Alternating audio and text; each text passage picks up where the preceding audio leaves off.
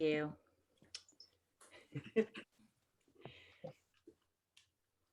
And now we will begin Letter 13, Death, with Alice. All righty, I'm really going to try not to be long-winded because I'm mindful that we really should be talking a little bit more rather than me giving the Cliff Notes versions. But let me jump into this and dispatch it as quickly as possible. So my first reaction is, of course, yikes. I look at this card, and when I contemplate it, I see this image of a fully loaded skeleton twisting into a field of dismembered body parts with a massive scythe blade. And I see the skeleton's left foot sunk into the black earth. There's hands, hands and feet, and bone, and a female head in the lower left and a male head in the lower right. Nothing and nobody escapes the scythe of death. There are scrubby plants also here and there. The skeleton face is like a grimacing mask. It looks like a mask to me. It's grim. It's a grim image. So moving on, that was my first impression of looking at the image. And so when I moved into Tomberg's writing, he talks about first, he goes back to the serpent in the garden, speaking of the two sort of seemingly conflicting statements between God and the serpent of, about what immortality is. God says straight out, you will die. And the serpent contradicts and says, you will not die. So we start there. These are two sorts of immortalities, and are there two different deaths? This is what Tomberg asks, if there are two different immortalities and two different types of death. And indeed, we do find that's the case. That is the case. But we don't find out till really the end of the discussion. The experience he talks about, let's just talk about the empirical experience of death. That is just the disappearance of living beings from the physical plane. That's how he decides the empirical experience. That's how he defines it. Then he goes into the varying degrees of consciousness, which are the movements into the active disappearing of the consciousness, aside from the physical body itself. And they are the three levels of forgetting, sleeping, and death. The three: forgetting, sleeping, and death. This is what he's going to build this entire letter upon, these principles. And he begins to tie it all together later, but we have to pull it apart.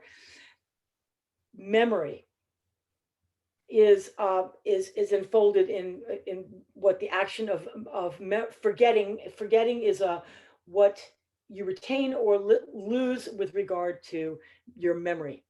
Then consciousness, the loss of consciousness becomes sleeping. Sleeping is your remoteness or your awareness of your consciousness, the proximity or distance of consciousness. And sleep is also then corresponds to death. Death would be the releasing fully of memory and will and understanding and the body, and moving into death, which is the cessation of life. And anyway, I'm not doing this very well. I'm just going to do the best I can. So you have those three things, keeping those in mind. He who forgets sleeps and then dies, and he who remembers awakens and is born. So there's these two.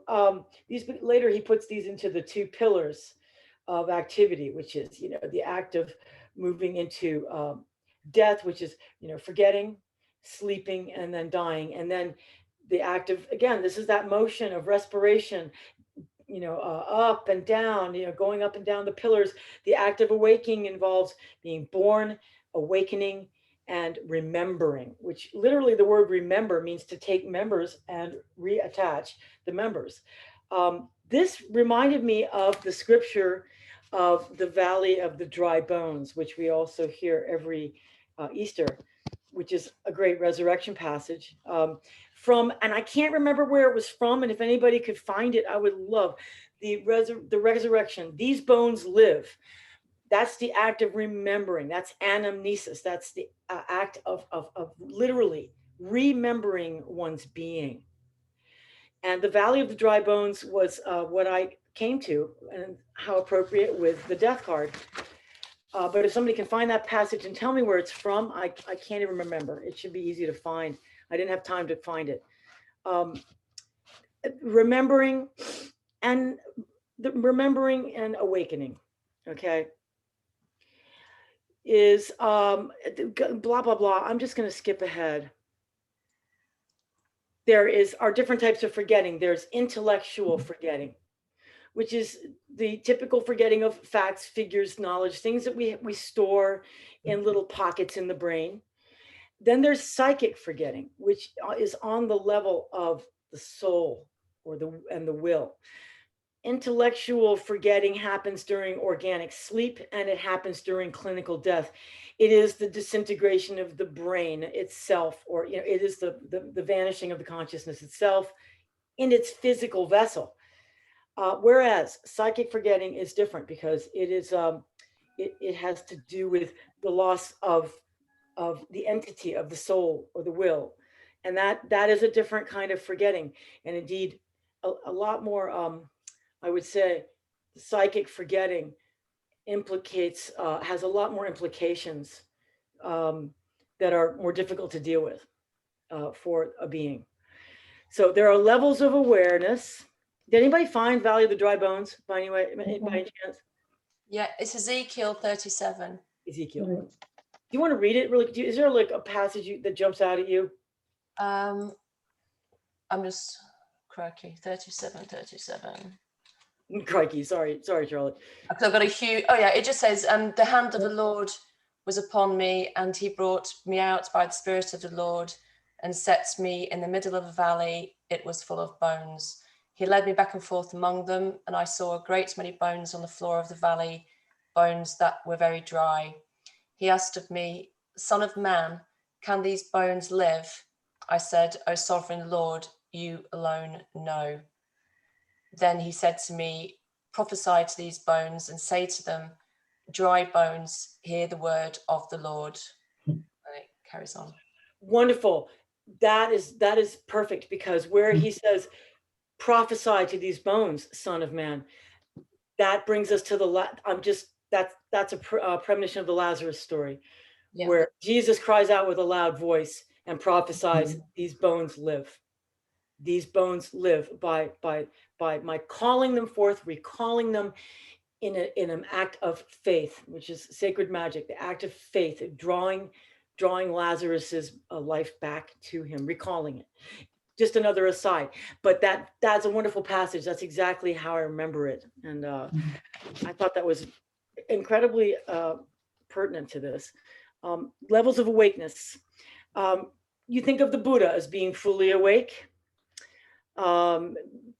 True knowing is as opposed to just knowing with a small k.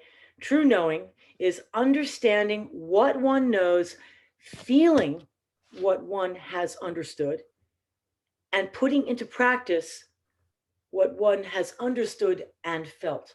That is the definition, the large definition of knowing, capital K, gnosis. So there are levels of death. There's clinical death of the body, psychic death, which I mentioned before, and moral death, which is, these are absences that happen in our being on the physical level and psychic and the moral level, the level of soul life. Absence of faith, hope, and love can be a form of death as we walk about in life. Having an absence of faith, hope, and love, which is later what he calls God. God is faith, hope, and love. Divine magic, he defines as grace, which is the infusion of life into that which was dead, the valley of the dry bones. Jesus calling out in a loud voice. And he also talks about Jesus' suffering and that he is weeping. The action that he calls forth Lazarus out of the tomb is the action of sacred magic, which goes out in love, and it flows through, and it flows from above through you in grace, through Jesus, and through his great love of Lazarus, calls forth Lazarus from death. incredibly powerful stories. And elsewhere, if you get more into Tomberg, he has extensive writings on the story of Lazarus, which he particularly was interested in. So if you want to go further, go find Tomberg's writings on the story of Lazarus. Risen Christ, that is resurrection. That is the infusion of faith to raise the dead, wherever the dead is found. So going back to the symbolism of the card, we talk about the black soil, the image of, that's the image of forgetting. That's the image of going into black, the void, the void. The tufts of grass represent states of sleep. They represent states of sleep in a visual form, and they represent the vegetative state. So, you know, we have the mineral, we have the soil, that's the mineral level, which is, has its own form of life, but there it is, it lies there. Then the vegetative state, which is the state that arises out of the mineral, and it has a life, albeit limited and limited mobility, limited, but we know plants live and they have feelings. The skeleton with the scythe moves into this field, and then you have the body parts. Those are dismembered parts. Okay, so we're not going to talk about the animal or human realm yet, because that is the, you know, above the vegetative and the mineral. But these body parts, there they are flung about, and so in a way they are being cast back down to the vegetative level, and the level of the mineral, the dust to dust level. Okay, so the skeleton with the scythe, the image of death, we're very familiar with that. He discusses the color black extensively as the dark. That's the dark night of the senses. That's the dark night of the senses, the understanding and the will. Now, there is voluntary forgetting, and there is mystical, there is supernatural or involuntary forgetting, and there's all types of forgetting in the natural sense. I'm not going to go into that right now. Let's move on. But he wants to talk about functional life, which is life which is on automatic pilot. There is that life which is on automatic pilot. This becomes very important later when he talks about human beings who are on the functional level, and then there's human beings who are on the doing level. And functioning on automatic and doing are completely different things. So the skeleton, the death of the mobile conscious living man who is reduced to the mineral state. He is mere dust. So natural forgetting reduces man to animality. All right, that's natural forgetting. So when you fall asleep in your body, and you're in your animal state when your conscious life is not there, in your sleep state. In natural sleep, man is reduced to, I'm sorry, I was wrong about that. Natural forgetting. That reduces man to animality. I've even forgot what that means. Natural sleep reduces man to vegetality. Now that makes sense. When you're in sleep, you're just in your animal state. Natural sleep flows into the reduction of the being into your vegetality, he calls it, which is cool. Like vitamin, whatever Lucille Ball used, Vegemite. Remember that? Yes. Then there's natural death, which reduces the entire being to minerality, to the mineral level of being. So then he goes into the principle of subtraction and addition. I don't want to go into this too much. The scythe, death, obviously, subtraction, mowing down, taking away. And then the principle of addition is what is represented by life. Life represents addition. There's excarnation and incarnation. So death brings about excarnation, and life itself infuses with incarnation. I'm not going to go into, I want to skip along here. But now we get to something interesting where he talks about the bodies, the astral body, the etheric body, and the physical body. We were talking about these shells. Then he talks about the subtraction of the self, capital S, I must say, capital S, the capital S. This brought to mind me, I was thinking about what Steiner calls the causal body. And the causal body, this is not something, Tomberg doesn't call it that, but Steiner calls it that. And it's you can find this in many different spiritual pathways where you encounter the causal body. I've always loved the analogy of the causal body being a pearl. The pearl of your being, which is the immortal being of yourself. And this pearl is what exists from incarnation to incarnation. We're going to just assume, for the sake of argument, that reincarnation is true and valid. Okay, just for the sake of argument right now, the causal body would be that body, which is the permanent abiding self. And it only takes into itself, the causal body only retains after death, all it retains are the experiences of the human, which are transcendent and transcended by feeling, a great feeling, great love. It's not just, knowledge is gone, all knowledge is, that you had is gone, but what is retained are only the qualities of being human that are qualities, not quantities, but qualities.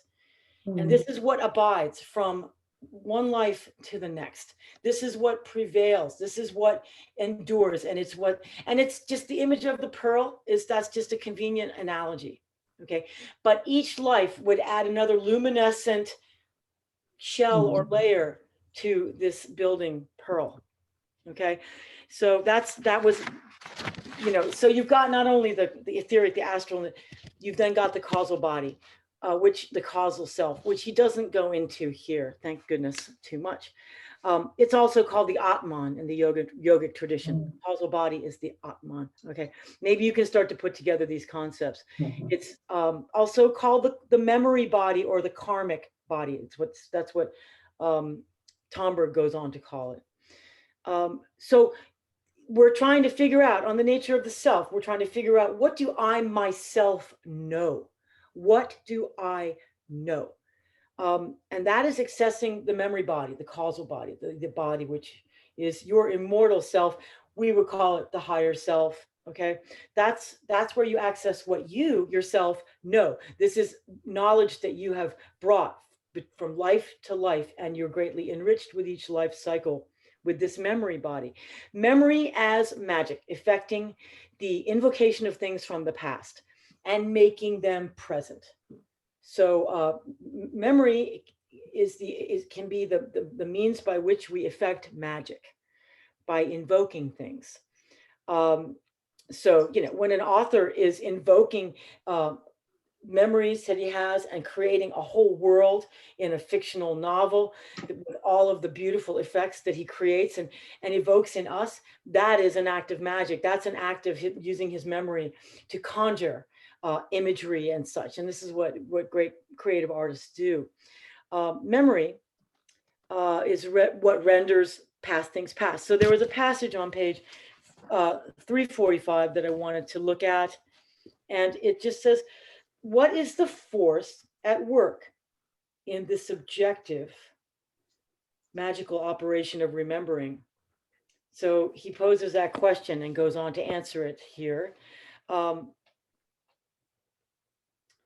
Memory renders past things past.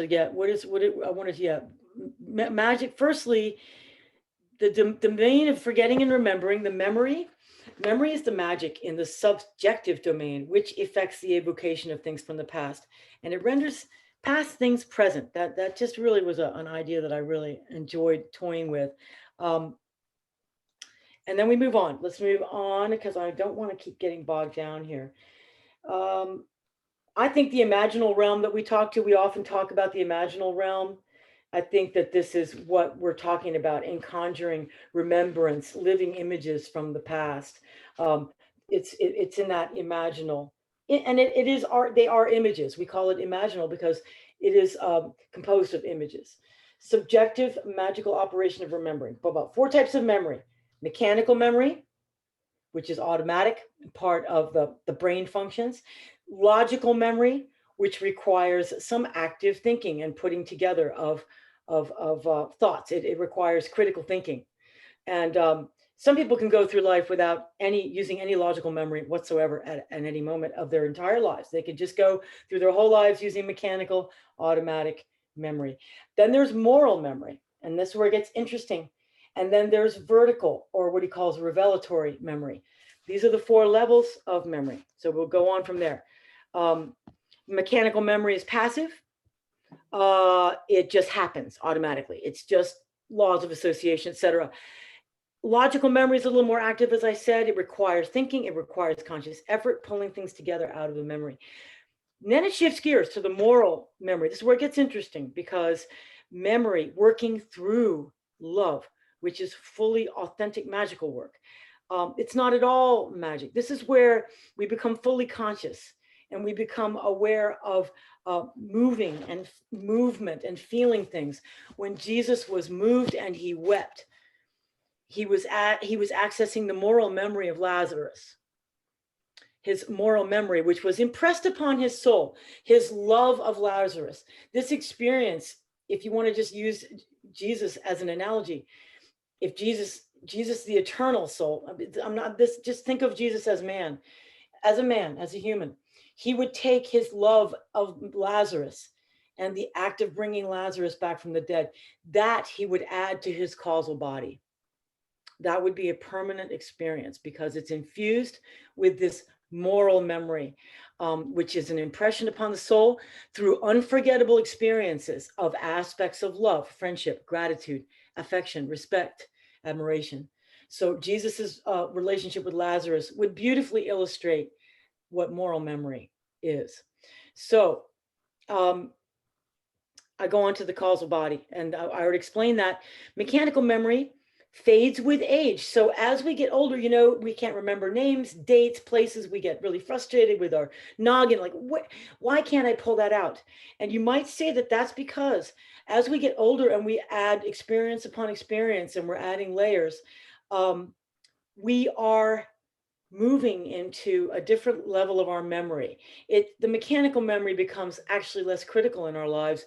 Moral memory becomes more important. It becomes where we're putting our energy, and our experiences are culminating in our moral memory. Those are the important things that we'll take away after death. The mechanical memory, not so much. That stuff, a lot of it's trivial. Sorry, men are very good at mechanical memory, much better than women. I am terrible at remembering things in their specifics, whereas men are amazing. They're always pulling up factoids. They can just back up anything they say in this marvelous way. I can't do that. I'm much more, they were saying women are more feeling, you know, they're feeling, and that is because they're accessing this moral memory. Let's move on. On page 346, I wanted to read the passage. Moral memory, which can comprehend everything without exception. That's an interesting statement. It can comprehend everything without exception. Now, comprehension has to be distinguished from apprehension. That's a different function, and he goes on to that later. It's all the more effective the less one is morally indifferent. This is interesting.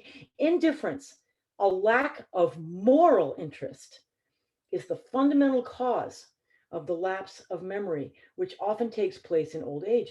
The less one is indifferent, the more one remembers of the past, and the more one is capable of learning new things. So the more that you are out there and loving and passionate of your whatever, your hobbies, your interests, your loves, your passions, the more that you infuse those with your passionate drive, the less that you will lose in your memory. You will retain more, and you will also keep yourself more open to new experiences. You know, we see some people just shut down. What is that? When we see people kind of shutting down in their lives, they're shutting down, and that is because they are becoming indifferent. And that is what we're observing.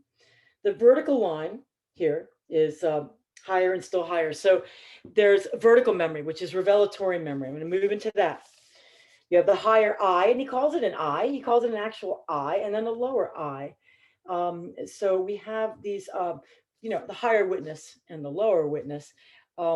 The authentically religious and wise being that we are is contained in this higher eye. The faculty of the higher self, capital S, is the power of imprinting its experiences and knowledge upon our lower self. I would say again, this is the causal body, that pearl of wisdom that is our higher essential self, that communicates to us through the revelatory levels, which is vertical memory. So these are the things which, you know, when you say something like, I just know this in my bones, my faith is unshakable. I know this in my bones. That would be that kind of vertical revelatory memory coming forward. Moral amnesia. There was a really interesting article by a Carmelite nun, and I can't remember her name. It was a wonderful article that I was exposed to through Cynthia Bourgeot, and I kept it somewhere, but I've lost it. But it's a very wonderful. It's about a certain type of spiritual amnesia, and I don't want to go into that now.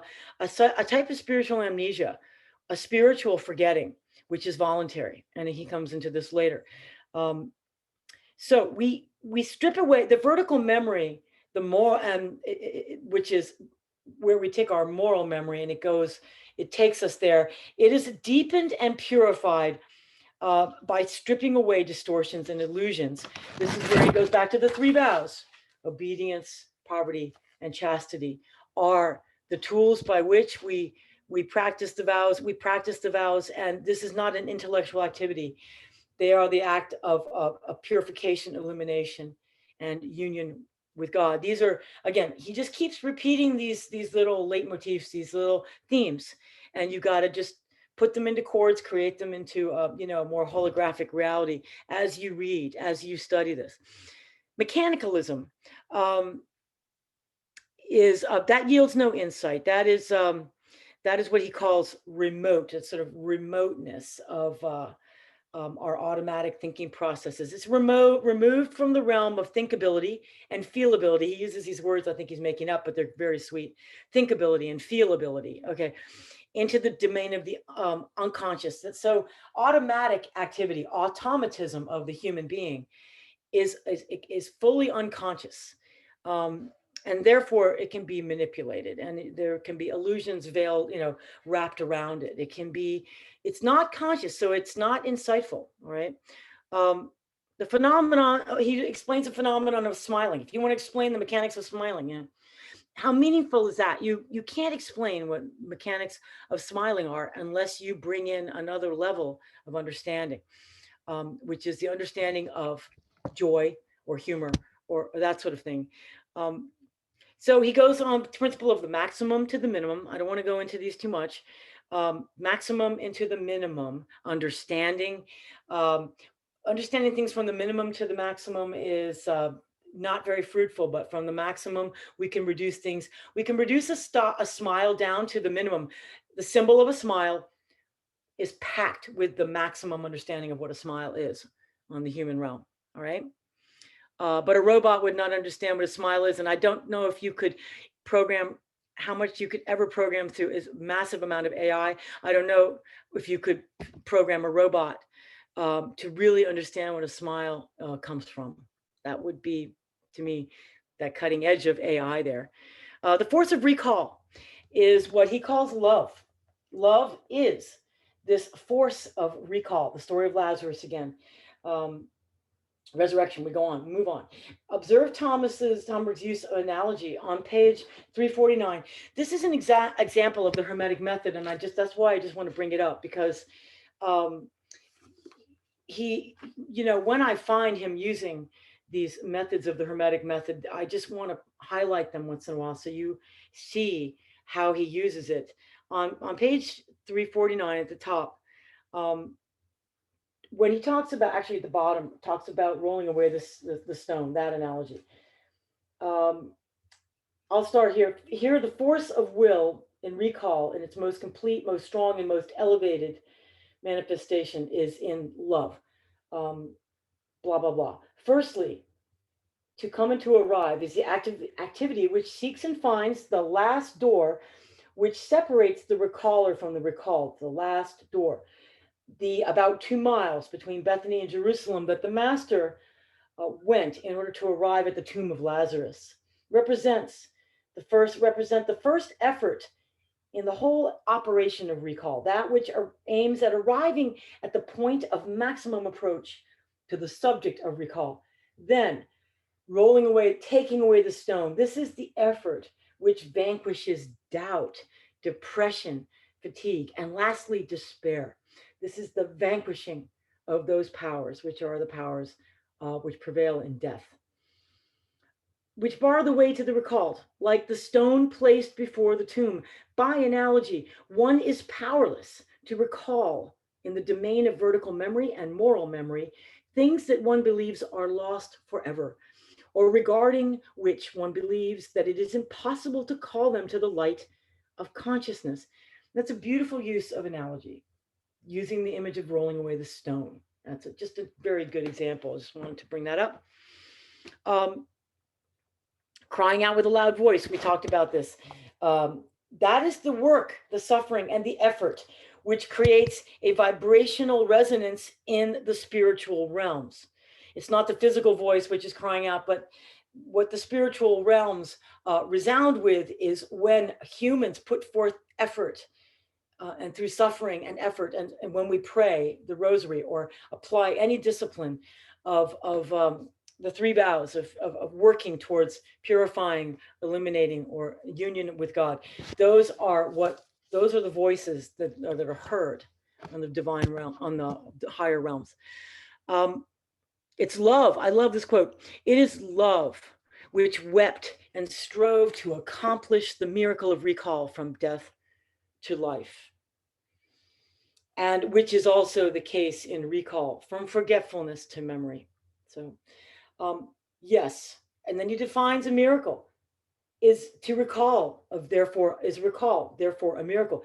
Yes, a miracle, but allow me, dear unknown friend, to say something concerning the miracle that I believe to be the highest significance, of which every Christian Hermeticist and every Kabbalist should take account. It is that there is no freedom outside of the miraculous, and that man is only man insofar as he lives from the miracle, though through the miracle and for the miracle, and insofar as he lives from the miracle, through the miracle, and for the miracle.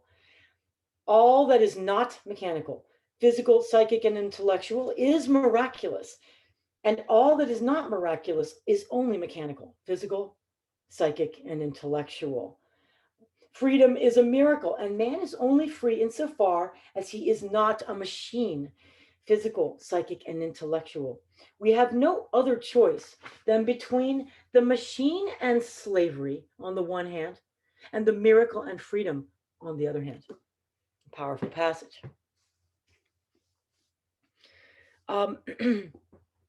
He goes on to say, he distinguishes between doing, which is what he calls the miraculous. Anything that's miraculous has to do with human doing, as opposed to merely functioning, which is the mechanical human automatism, which he keeps going back to. The Sermon on the Mount, he describes as the teachings of doings. This is the triumph of doings over functioning, which is summed up in the Sermon on the Mount. It's the liberation of the human machine into the school for the miraculous, which is what that's a powerful way of describing the Sermon on the Mount. And that's, I think, one way that it resonates so deeply with us, because when he calls us to bless, rather than to bless those who curse you, how do you do that? That is in the realm of the miraculous, and cannot be done without human doing calling in grace. This is sacred magic. This is the sacred magic act. This is where Jesus is trying to teach us to move to another level of our being.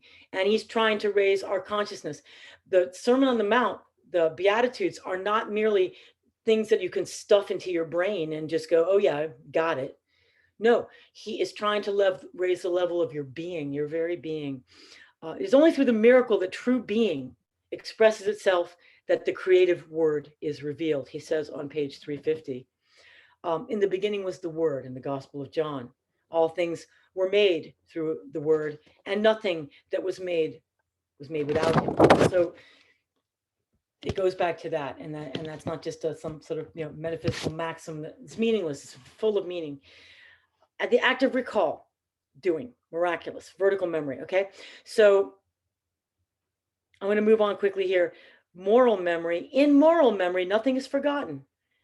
And in moral memory, when there is forgetting, it's a moral act of the will. So what, and he talks about then the act of concentration and contemplation goes into purification, illumination, and union with God. This is where we go into the mystical connection, the connection of the mystic to moral memory, and how moral memory functions in the mystic. He calls the mystical union of God, when it is cultivated, it becomes the habit of union. And when it becomes the habit of union, as it is within saints and in angels, one doesn't need to be facing God. One is habituated to the presence of God in one's being, and one can turn away and face humanity, the earthly plane, and all of the doings of man, and can abide in divine presence at all times, and have given up their will to divine will. So they're always doing the divine will. I remember reading and being perplexed by the idea that angels can do nothing but the will of God. In a sense, they don't have freedom of choice. They don't have free will, because their will has been subsumed by the will of God. It is one with the will of God. And so when you're in union with God, your will is given up to God. So free will, though, allows us to make that choice whether we do that or not, right? So saints have hitched their wagon to the divine will. Angels are, by definition, have their will hitched to the wagon of God. They have no choice but to do the will of God, except for one angel who's very famous. Won't talk about him right now. So the powers of the soul. Mystical union, the habit of union. So he talks about the transitioning from one state of consciousness to another, blah, blah, blah. Death is the call from above and the forgetting below. And so he goes on to talk about saints. He goes on to talk about holy birth. Holy birth as opposed to terrestrial birth, which is carnal birth. Celestial holy birth is when a being, I think from this causal realm, the causal body, is sent from the celestial spheres to the earth, as in the case of the avatars, as in the case of all the great avatars in Jesus and Buddha and those people, those characters. When we're just attracted by the earth, that's a different, we're attracted by the terrestrial sphere, and that is carnal birth. Okay, so that's distinguished. Those are distinguished types of awakening or birthing into this realm of the planet Earth. So he talks about soul's mission on Earth, how that can be distorted by missions that are not really hitched to the will of God. The ones that people that call themselves on a mission, that's a red flag. If you say somebody's on a mission, sometimes that can just be their false self just run amok, and they're on a program. And if they have a lot of psychic power, they can generate a lot. They can do a lot of damage. So a soul that's on a mission, like Master Jesus was, that truly is a mission. Missions always enhance, bring to perfection everything human on the earth, and they are always rooted in a tradition based on civilization, culture, family, religion, etc. So that's how you can distinguish a true mission. He goes on to discuss the two pillar forces of birth, which is descending of a body from the realms of life, which is birth, awakening, and recall. That is the big yes. And then the big no is death, which is falling asleep. Death, falling asleep, and forgetting. These two pillars are what all human activity oscillate between. Okay, from life to death, cradle to the grave, we are oscillating in between these two pillar forces of the great yes and the great no. Let's just call them that. Now the serpent, he goes on to say, adds a third term to between yes and no. He places friction, the concept of friction. I don't want to, that's shorthand. I'm just going to move forward because we need to move on. Well, we can get granular about that if you want to talk about, but this whole thing of these, you'll see the repeating of these pillars. They represent the pillar forces. They're in the tree of life, the Sephiroth. They're all, man is right between. We talked about man crucified, the hangman, hanging between those two poles. It is, again, comes back to the idea of respiration, the circulation of the blood. the alimentation, the forces of ascent and descent. In yogic practice, it's the forces of what is it? There's descending forces and ascending forces. I'm forgetting the words right now in the Sanskrit, but there they are. So there's life, and then there's electricity, okay, which is kind of an artificial life. That's what generated by the serpent, friction, which can be an imitation of life, which can generate ghosts, which can generate immortality through longevity, which is what the material sciences are always trying to get. You see like mice growing an ear on their bodies, and you just go all sorts of wild things for the sake of the longevity of the physical vessel of man. Okay, so you have that's the life, that's what the serpent is is offering, that immortality that the serpent is offering, as opposed to God, the immortality that we have in God. He is offering the agitation of the body and achieving immortality from the body, generating a soul and generating a spirit, building a Tower of Babel. He completely, shorthand symbol, Tower of Babel. We know what that means. That is the building from the terrestrial forces trying to create an immortal life through this activity of friction and will of the human. Then, that is opposed to radiation, which is where life radiates and sends through spirit, descends into the soul and into the body. That is the exact opposite of the serpent, which generates life through electrical friction activity and great effort and concentration, levitation, Gurdjieff exercises and whatnot, to create this rather ghostly body. It's actually a ghostly will, and this manifests in the card as the little bits and pieces of human members that rise above the level of the mineral on the plane, and that's when death, the skeleton, acts as the guardian of the threshold and says, "Oh no, you don't," chops them off. You do not rise to the realms of the divine and the immortal through the electrical activity of the human will, through creating a ghost, creating this electrical field through body parts and whatnot, through longevity, drinking blood, vampirism, okay? Whatever ways you're trying to achieve longevity or immortality, they will be chopped off by death. Death will come along with the scythe and surgically remove that effort that is based on only the human will. That's not, and it's trying to escape the path of purgatory.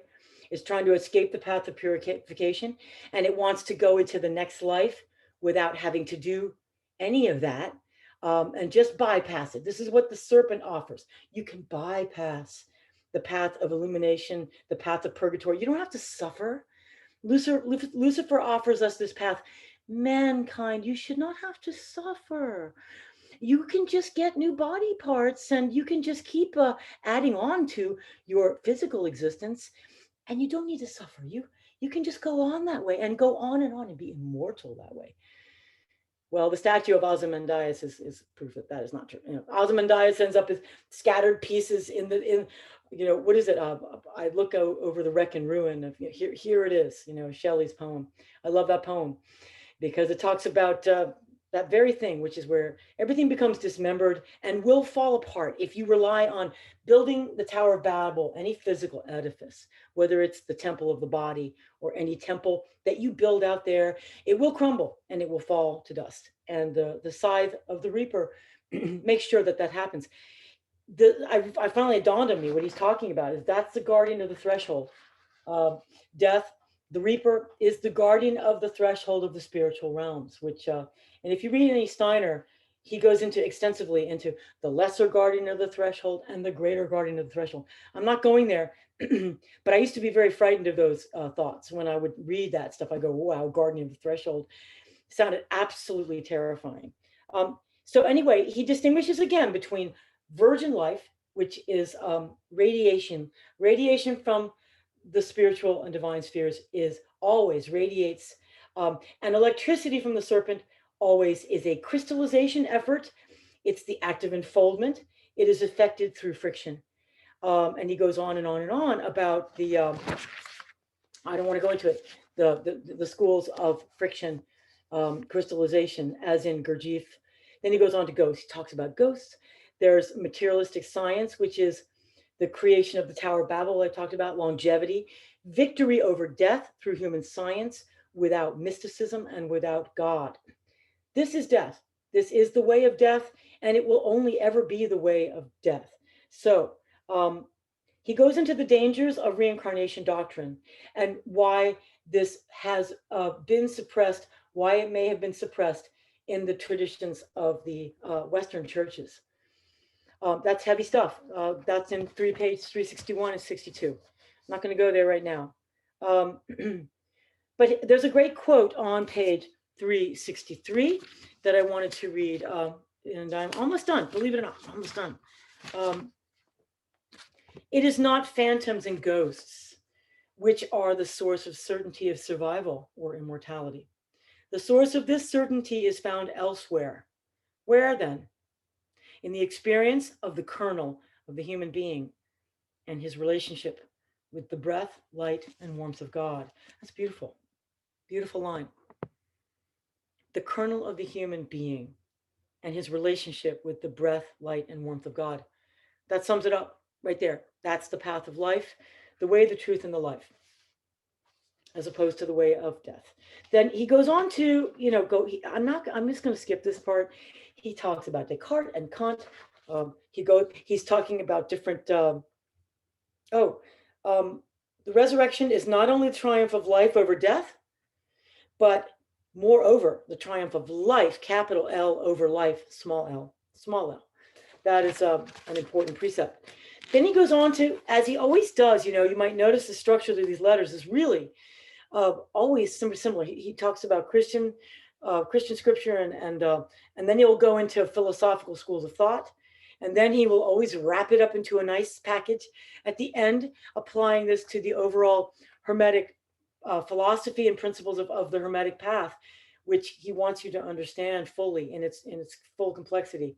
So he applies the letter II. He plugs it into the formula of the Christian Hermetic path, which is gnosis.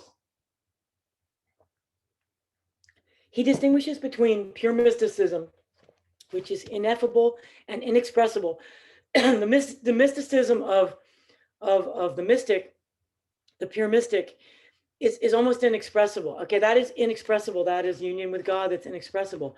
But gnosis takes full wakefulness, using vertical moral memory and using and working through understanding, and the will is able to communicate mystical experience to others. This is the difference between pure mystical experience and anything which is gnosis. That is the addition of mystical experience or perception to the understanding and the memory, which receives the impression of the mystical and bears witness to it. This is gnosis. Then he goes on to, there's wonderful quotes about that. Now, silence. He goes into the importance of silence. Gnosis is therefore the fruit of silent participation of understanding and memory in the mystical experience of the will. The silence is developed in the listening, which allows one to apprehend revelation from the vertical realms, from the vertical axis.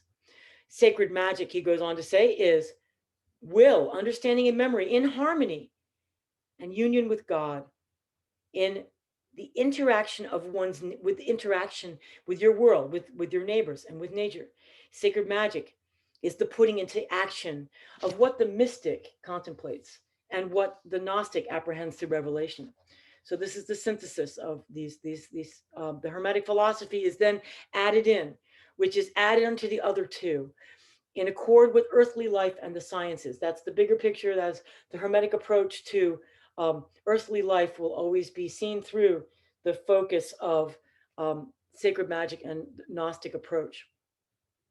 Then he brings in Hermes Trismegistus, which is the origin of this whole system of perennial philosophy and thought. He calls the thrice great Trismegistic aspect of all the understanding of the Hermetical view. I mean, the Hermetic principles, which is the hermeneutic of the Hermetic. Hermetic, the Trismegistic, that word means, Trismegistus means thrice great. And Hermes was called Hermes Trismegistus, the thrice great. And this is embodied by the certainty of immortality, which is threefold, which is understood through the fruit of the Hermetic path, through the certainty of the mystic, the Gnostic, and the magical experiences. This is how we gain Trismegistic certainty of immortality. And so therefore we can face death without fear, and we do not need the path of the serpent to give us a rather lame imitation of immortality through a ghost, which will never survive. The reaper of the upper realms, the guardian of the threshold, will lop off anything that is immortality attempted to be achieved in that way. The Hermeticist approaches immortality with this thrice great certainty gained from revelation, the revelatory movement, which is received by the Hermeticist, which he describes as a descending movement. The Hermeticist is to bring the heavenly Jerusalem down into the workings of history. We are meant to prepare mankind for the descent of revelation, the heavenly Jerusalem, to prepare for the heavenly Jerusalem in the horizontal axis of human history.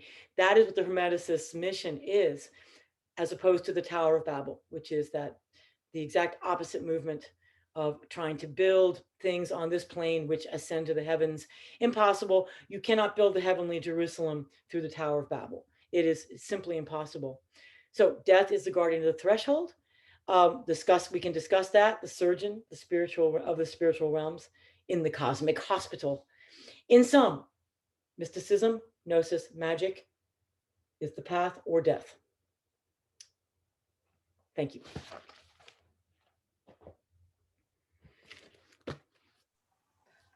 That's a lot all at once, isn't it?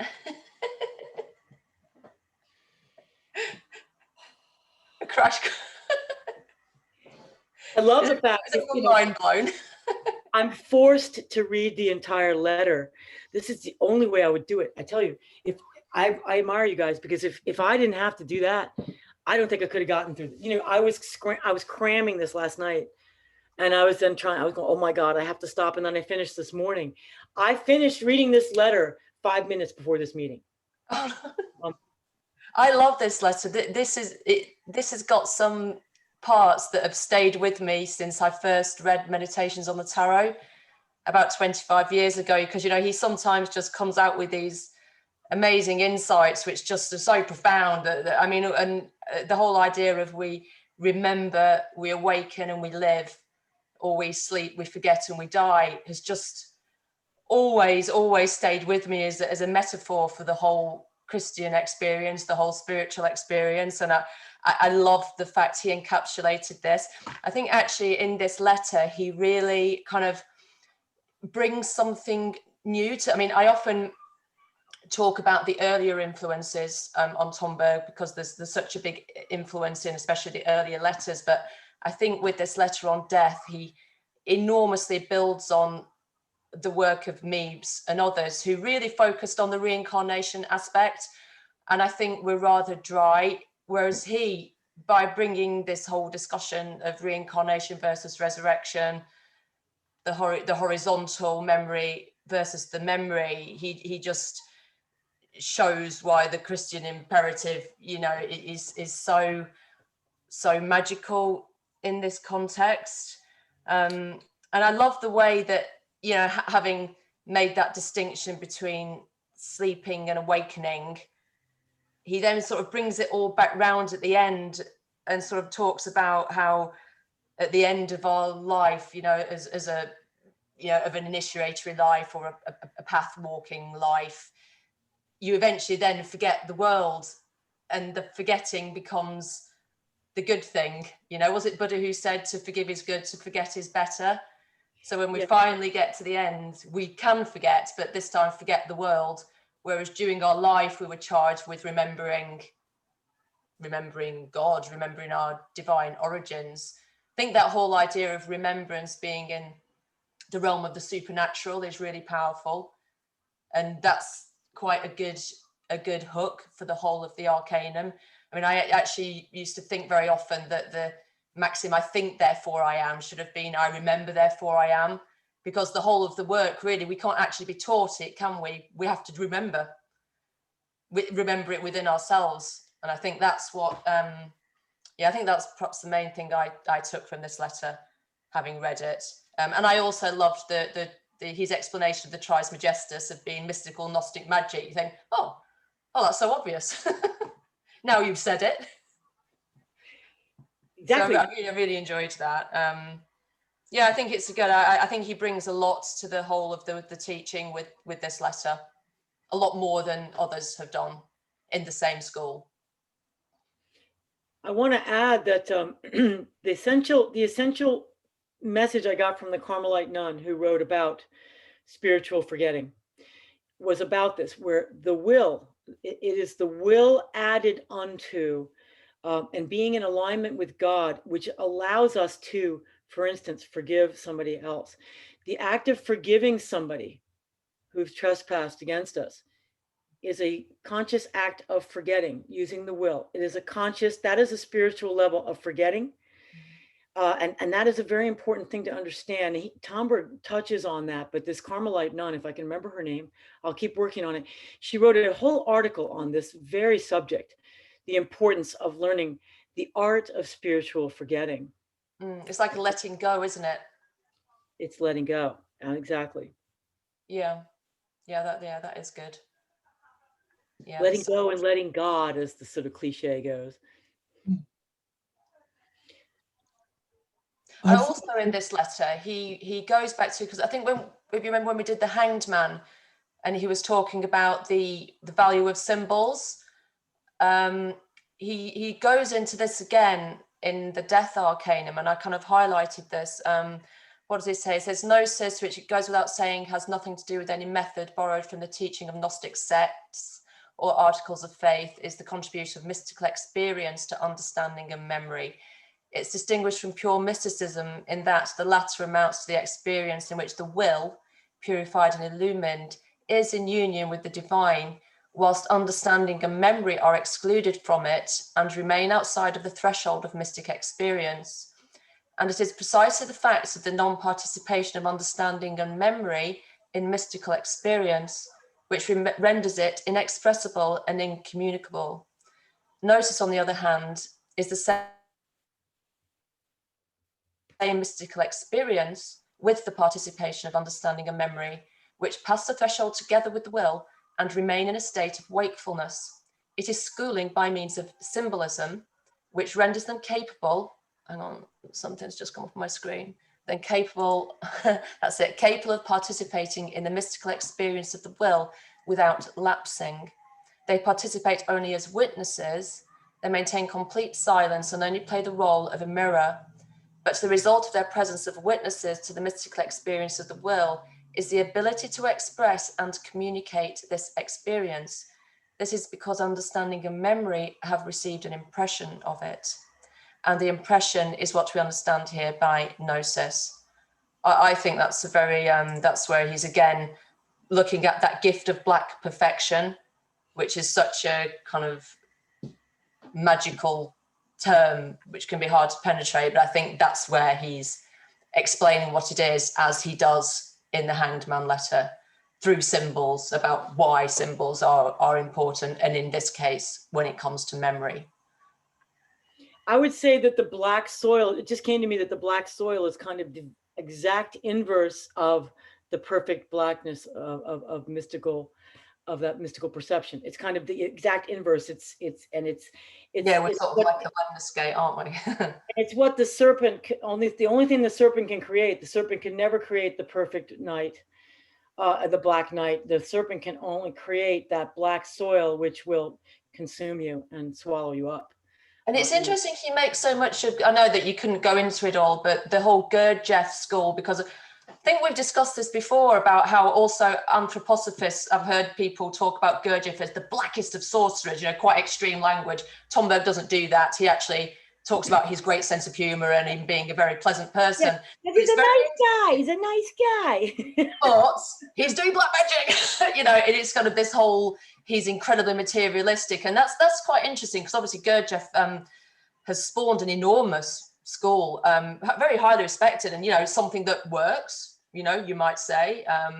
It works for a lot of people. I've never been particularly attracted to it, but I've also not thought about it too much until we've started going through these letters, how it's cropped up a few times with me in the past few months, that Gurdjieff has been put in this box of being materialistic, and that's the crystallization, that's the sort of eternity that as spiritual seekers we should be avoiding, even though so much spiritual teaching available in the modern world is actually pushing us towards what's essentially materialistic and the crystallization, whereas we're aiming for the, I suppose they call it, dissolution is the secret of the great work. Tomberg puts it as radiation. The radiation, yeah. I think that's a really important distinction, because if people are following these exercises and the exercises of people like Meebs, anything occult actually, crystallization, you start to realize, becomes the road that you are going down. And I think it's only really Tomberg actually who, he's taken this work and kind of wrestled us away from the crystallization in the direction of radiation without losing the occult content. That's where I think he's really on another level compared to everybody else, even though, you know, you get something from Meeb, something from Levi and all the others. He's the only one. I think it's because of the Christian content as well. Other teachers are, I think, focusing much more on the astral, what can be achieved in the astral, you know, the results of magic that make it interesting to people and make them want to dabble in it. You know, that's perhaps what the others are teaching. Perhaps not even through any fault of their own. I think it's easy to fall into kind of errors. I think the further you go along these paths, the more and more complex things become, the more subtle the distinctions between the right and left-hand paths. And, you know, you can end up, you know, thinking, well, crikey, all these things I've been doing, I thought I was doing good work. I reached that point at one point, you know, and it was only really through reading Tomberg I thought, okay, so that's what I've been doing. You know, I thought I was gaining, well, you know, if you feel like you're gaining power, then probably you're doing the wrong thing. Exactly. That is a good way to sum it up. If you feel like you're gaining power, you're probably doing the wrong thing. And this is what turned me off of Gurdjieff. I have done some Gurdjieff practices, and I have been involved in a Gurdjieffian school for a retreat with Cynthia Bourgeot. She's really embraced the Gurdjieffian path. That's one of her things. She's really, really into it as a methodology. And this is where I diverge from her. I don't agree with that. And I think it has ramifications. I'm not going to go there right now, but I just wanted to say, I wanted to ask everybody, John, you were about to say something. I wanted to see what you guys are thinking about this material. Thank you. I was saying that, especially, I mean, having read the chapter, my reaction was, this is heavy going. After this session, I've actually realized it is a very precious one, because it reminded me of one challenge that I have begun to engage with, and one that I need to. When you were talking about functional life and doing life, it reminded me very much of Michael Brown and the presence process in his reactive life and responding life. And this was very, very important to me. Yes, we need to be involved in the real presence, in the here, and I am here now in this. And that was a tremendously important thing. Then Tomberg has taken it a step further when he was reminding us that very often forgetting is us not caring enough. We forget because it's just catalogued in the mechanical memory, which is going to disappear. And we have not actually cared enough to really make it part of ourself. Now, I'm a dozy sort of person, and so it's very natural for me to forget things and all that sort of thing. And I reckon God might just be giving me a little bit of a wake-up call, saying, it's all very well being a nice, dozy old geezer, but actually, perhaps you should care just a little bit more about a few more things and a few more people. And that might be a really important step for me. So thank you all for that. Oh, and one other thing, talking about the sort of etheric halo, Alison is the one in front of a greyish, brownish background. All the rest of you are far too colourful or bright. But I took her advice and stopped listening to her and looked at her and defocused my eyes. And I could actually see this etheric halo, whatever, around her head. Now, it might, I've got weird eyes, so it might well be just a simple optical phenomenon. But if it is anything, shall we say, psychic, it's interesting because it is over Zoom. And you are a long, long way away. Yeah. So I mean, I'm not claiming it must be that. I'm just saying if it is, it's an interesting thing to share. Thank you. That is the etheric, looking at the etheric body is a really interesting exercise. Take that wherever you go and just apply it. You know, when you're out looking at the trees, you can see the etheric outline of almost anything. Yeah, maybe it's made up by the imagination, whatever. It's an interesting phenomenon. And it brings it right down to the you know, the real visual, right? Why are icons always, why is there always a nimbus around that being? Because it's saying that they were through, well, a ghost is the kind of opposite of that action of the radiation. Nimbus is the radiation of the etheric body, which is where we're trying to go, because it's bringing it in grace. It's bringing in revelatory vertical memory and expanding our being that way.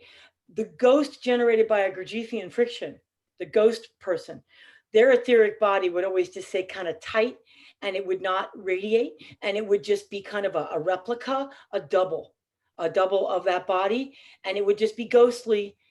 And under its own willpower, it can only levitate and move about just so far, but it will vanish. It will perish. It will go away.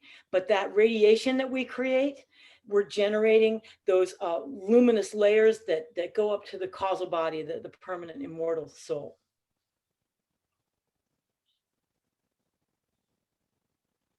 Pam and Dory, let's hear from one of you guys. What do you think? I will say two things that that gave me a better understanding, and that's that term purgatory, because I don't have a Catholic background. I think of it in terms of, oh, this is Catholicism, and just kind of shut down and don't go any further. This gave me the depth and the stepping stone that I needed to understand this idea of purgatory, this idea of the work that needs to be done.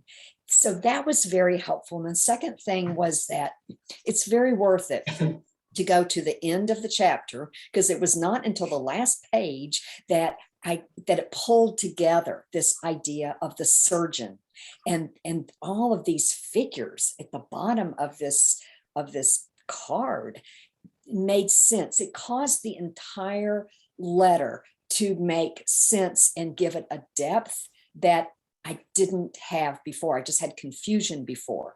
So it's worth it to go to the very end. And Alice, I have to say again to you, that is phenomenal. That is gifted of what you do to make these letters come alive in my life. So thank you again for that. Thank you. My job would only be to just help you to try to retain this and absorb it into your being in some level. I love what Tomberg said, is that we are, the Hermeticist is always just open to learning from everyone. There is no teaching top down. We are always, I'm just sharing from my experience. A Hermeticist can only share from their experience. but we are working together as collegially, to expand our being and our experience together. That's why when we have these sessions, the work we do is always greater than whatever I can do by myself. The whole is greater than the sum of the parts. It's always just that is a magical operation, because I come out of these meetings going, wow, yes, I contributed a piece to it, but it was amazing because we made that intentional space. It's amazing what transpires. So it's a two-way thing, believe me. Pam, what do you think? Maybe three. This is just awesome. My reading of this letter in the last 2 weeks corresponded with my beginning to pick up the rosary again every day. And when he said that, which is different than my normal Zen practice, shikantaza, I don't know what made me bring the glow in the dark rosary down here to Florida, but I'm glad that I did. Anyway, when he talked about involving the mechanical aspect of memory, the logical, which requires effort, it's like, what was that? What was that mystery? The moral, that praying the rosary absolutely connects me with that love to people I'm remembering in that prayer. And then the vertical revelatory, the mystical happens, I think. So that was one thing that struck me reading this, because I was praying the rosary. Again, this maybe is a theme for me, when he said, as he has said, it's a theme for him. There is no freedom, in the mechanical. Freedom is in the miraculous. And so I can see that, again, in choosing that, to practice whatever our practice is, including reading. It's an act of will, and so therefore it's an act of freedom. And then it also struck me that was right, I think, in that paragraph or two when he mentioned the rosary, he was saying, that he's having an imaginary conversation with a friend, and he's saying, consciousness is not, and this is my remember this, just an epiphenomenon of the brain. Consciousness is so much more. Maybe we have to act in freedom to move beyond this mechanical, mechanistic life that secular humanists will tell us, or the world today will tell us that that's all there is. So I would say, yeah, okay, I can buy scientifically that consciousness is an epiphenomenon of the brain, but it's not just that. It's what God, it's a gift of God, I think, that we carry with us to the next life and to the next universe. So those were ones that struck me. That sounds pretty willy-nilly, but they struck me at the time. I wanted to ask you what you all thought. You brought up the reincarnation. We blithely talk about reincarnation, but Tomberg points up the dangers of reincarnation. If you believe in reincarnation, or if to me, the law of recurrence, it's called the law of recurrence, and I know it on a metaphysical level through reading the Kybalion, which is it's a Hermetic text. To me, it's like the law of cause and effect, the law of attraction, the law of masculine, feminine. To me, it's a law. But Tomberg is pointing out that, albeit maybe it is an occult law, were there valid reasons for the church to suppress the doctrine of reincarnation in the West. Of course, in the East, it's not repressed, and it's throughout. It occurs throughout the Buddhist and Hindu doctrines. The idea of reoccurrence and of the carnal body and coming in from life into life. Where Tomberg points out the dangers of that is saying that it can be I never even thought about this, the temptation of the serpent's influence to create an electrical double that that can prevail from one life to the next by bypassing, short-circuiting the entire path of purgatory, purification, cultivating the learning how to cultivate obedience, poverty, and chastity in the face of in your human experience, because you can just say, doesn't matter if I do that. I don't need to bow in obedience to God because I can just move on to the next life. No problem. I will be generating that life through my ghostly existence. And that this is what another aspect of reincarnation. So you could just say, doesn't matter if I get it right in this life, I got the next life. I'm just gonna kick the can down the road, I think is what he's saying. Kick the can down the road, because inevitably that is the path of death. You will encounter death. Unless you embrace the truth of resurrection, which is through life, which triumphs over life, small l. So that, but what do you think of that doctrine of reincarnation? Teaching on reincarnation. I think he was the first person that really made me understand it at all. And to also understand why it's not desirable and why it's a taboo.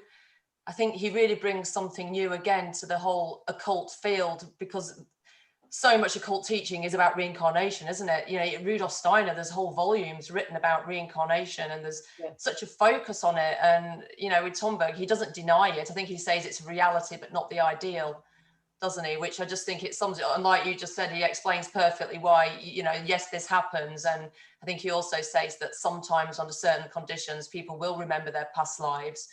But I think it's almost presented as, if all else fails, you remember your past lives. It's a little bit like that. Like if you haven't managed to get to this point anyway, then you're going to have this kind of correction, and you'll start to remember. And I think he's really interesting what he brings to it. And he obviously did believe in reincarnation, because he, you know, when he left the Anthroposophical Society and moved towards Catholicism, he wasn't able to join the Orthodox Church because of his belief in reincarnation.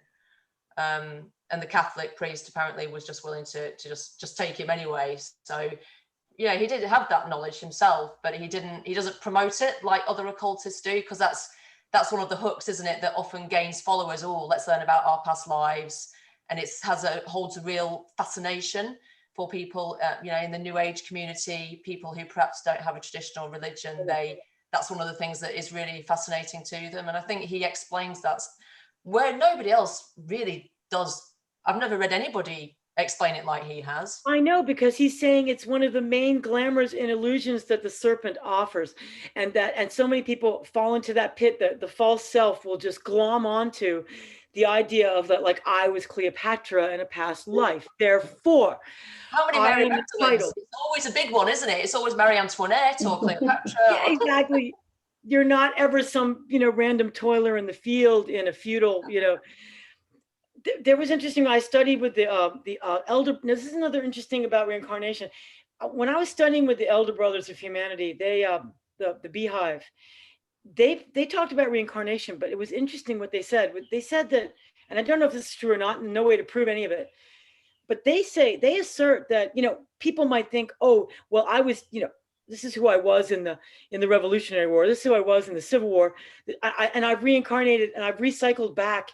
Every time I've died, I've just gone immediately to the next life. Well, the Elder Brothers say that's not the way it works. That actually souls only incarnate in general. In general, souls only incarnate on this plane once every 1,000 years, once every 900 years, or so. It's a very great length of time. That is because there has to be and what they say is that there has to be an elapsing, there has to be enough change on the terrestrial plane through the course of history on the horizontal line that it's worthwhile for a soul to come back in and learn new things, because whatever it learned in that life, that's a done deal. Let's move along. And it would have to be from the soul's perspective, the causal body perspective, it would have to be a bigger chunk of time before they would want to come back.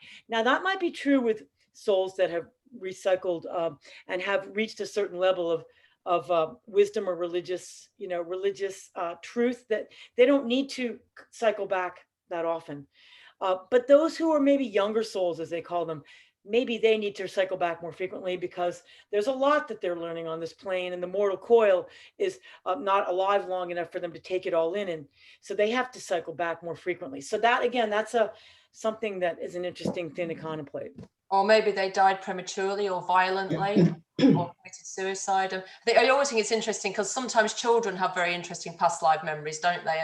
And again, there's often a couple of 100 years gap in between, like you say. And Steiner, he also said there's a significant gap. I think pretty much everyone who knows or claims to have investigated it themselves would say that there's a gap. But yeah, I do wonder if it's possible for people who died violently to come back sooner. Perhaps they didn't complete what they had to do in that incarnation and then come back sooner than they would otherwise. I wanted to ask you, John, because you're a man of the cloth, what is your perception about the reincarnation doctrine? Well, I thought for a long time that purgatory was actually a very good thing, which enabled you to be put right and healed and grow, so that you can be ready for a fuller exposure to the presence of God. And I really would say that reincarnation could be one of the ways that this goes into operation. And so I'm not hostile to it, but I'm sure that there is, cleansing, growth, and learning to take place. And whether that is done through another life here and now, or not, isn't to me so important. Yeah, so it's just not that important. That's important. That's interesting. Could I just ask one question, and it might be a complete irrelevance. Now, Tomberg wrote this before the Gospel of Thomas became as popular and well known as it is now. But in Thomas, we certainly have this notion that we have a twin guardian angel that we meet somewhere when we are standing up on the threshold, Yesod.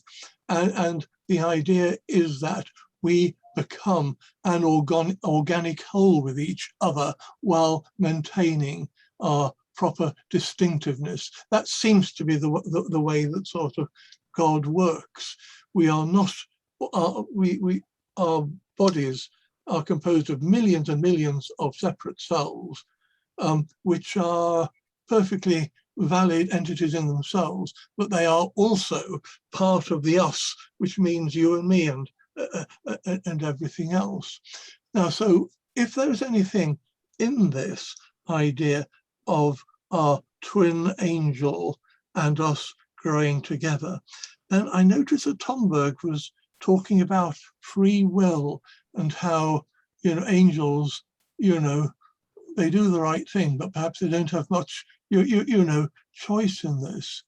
And I wondered if this idea of us having a twin angel with whom we are working together as a organic unity may be one way in which the angel can bring their insights to us, and we can bring our experience and our insights to them.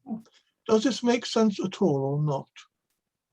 Absolutely, because in Thomas, there's the logion that talks about when the angels come to take your life, or when the angels come to get you, what will you have to offer them? What will you have to give up and to offer them? That's the idea of the divine exchange, which is that we are incarnated here in order to generate experiences, what Tomberg would call the moral memory, and to when we die, to bring all those experiences back to the heavens, and that is what we offer up symbolically when we burn incense, when we sing, when we do all those things that the rituals and liturgy. That is what that is about. That is that, what do we offer? What are we offering back? So that's very good insight, I think, about the twin and our twin, our icon and our image. Gospel of Philip goes into that much more in depth, and a fascinating study. But it's in Thomas. It's very clear when the Lord comes back to his house to talk with his servants and find out what they've accomplished. What have they done? What do they do with their talents? What are you going to give? What are you going to give back to me, your Lord? What have you brought? What talents?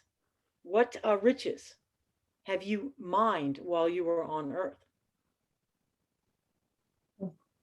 It is a two-way street. That to me makes it a dynamic existence we have.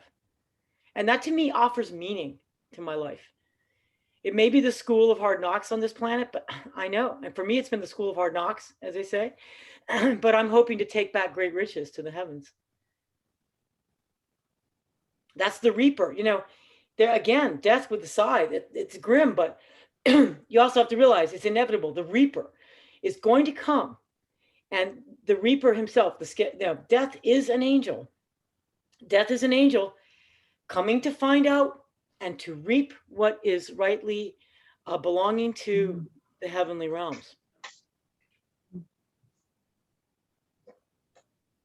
We have to stop, I think, because it's 11, and my gosh, we've gone an hour and a half. Is everyone? Should we stop the recording? I'm mindful. Guys have to go. I have a life.